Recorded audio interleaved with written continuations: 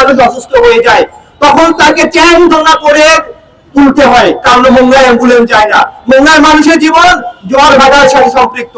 জোয়ার আসলে মানুষের জীবন যেরকম ভাটায় যেরকম শেষ হয়ে যায়, মানুষের জীবনও মোংলা সেরকম ভাটার সাথে সম্পৃক্ত, জীবন শেষ হয়ে যায়। কোনো অ্যাম্বুলেন্স যেতে পারে না, কখন সে রোগীকে পার করে খুলে নিয়ে যাওয়া হবে তার ট্রিটমেন্টের জন্য। এরকম দুর্ভাগ্যজনিত জীবন শুধু মোংলার মানুষের আছে। আমার মনে হয় না বাংলাদেশে আর কোথাও এরকম দুর্ভাগ্য নিয়ে কোনো মানুষ বসবাস করছে।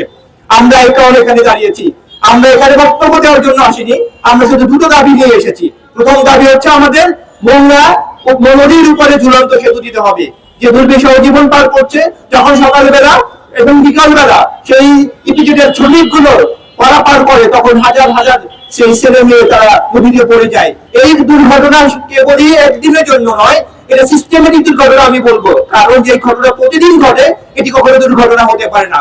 দুর্ঘটনা তো তাই হবে যখন সেটি মাঝে মাঝে ঘটতে পারে, কিন্তু মোংলার এই যে দুর্ভাগ্য সেটি প্রতিনিয়ত ঘটছে, প্রতিনিয়ত মানুষ জীবন দিচ্ছে। তার বিনিময়ে আজকে বাংলাদেশ, যেই বাংলাদেশ দাঁড়িয়ে আছে, আপনি যদি চিন্তা করেন চিটাগাং সমুদ্র বন্দরের কথা, সেখানে কি হচ্ছে? সেখানে উন্নয়নের মানুষ ঘুরে যাচ্ছে, কিন্তু বাংলার মানুষ যে মোংলায় বসবাস করে তাদের কোনো উন্নয়ন নেই। আপনারা যদি কখনো মোংলাতে যান, দেখবেন সেখানকার মানুষের জীবন কি রকম, তাদের চাহিদা তো খুব বেশি না। সেখানকার রাস্তাঘাট সবকিছু এতটা নোংরা যেখানে মানুষ বসবাস যোগ্য না, তারপরেও আমরা সেখানে বসবাস করি। আমরা মানুষকে বলতে চাই যে এই পরিবর্তনটা আমাদের দরকার। আপনারা শুধু দুটো বিষয় আমরা চাই, একটা হচ্ছে নদীর উপরে ঝুলন্ত ব্রিজ, আর একটি হচ্ছে খুলনা মহাসড়কে আমাদের 4 লেনের রাস্তার ব্যবস্থা করবেন।